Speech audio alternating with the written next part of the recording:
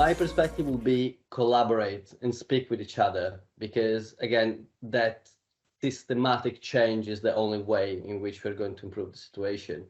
There is a sentence from Einstein, which is, a genius is complexity makes easier. And I think this is what we have to work on. The situation is extremely complex, and we need to find a way in which this complexity is organized in a way in which the consumer knows what to do. And at the moment, that complexity resides in so many different actors that it's very difficult to sit together.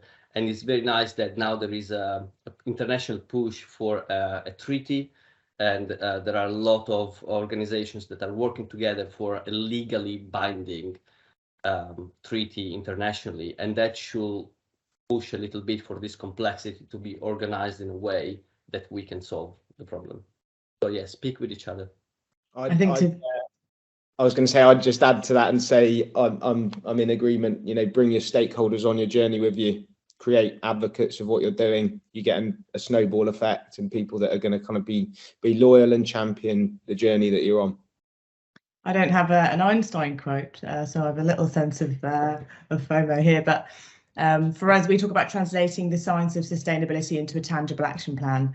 Sustainable packaging is a minefield, to say the least, and that's the reason why for us my first bit of advice really here is make sure you have a plan for your packaging. Have a strategic approach to make sure that you drive real impacts on the right things, while also, if you want your brand to lead, that's another great benefit of having a strategic approach for things. Have a clear ambition, and also invest your time wisely to mitigate risk, because the policy environment has never been more complicated and more present. And just building on what everyone has said in terms of that complexity. I mean, the complexity is there because ultimately this is a behaviour change challenge, and as we all know, behaviour change is so difficult.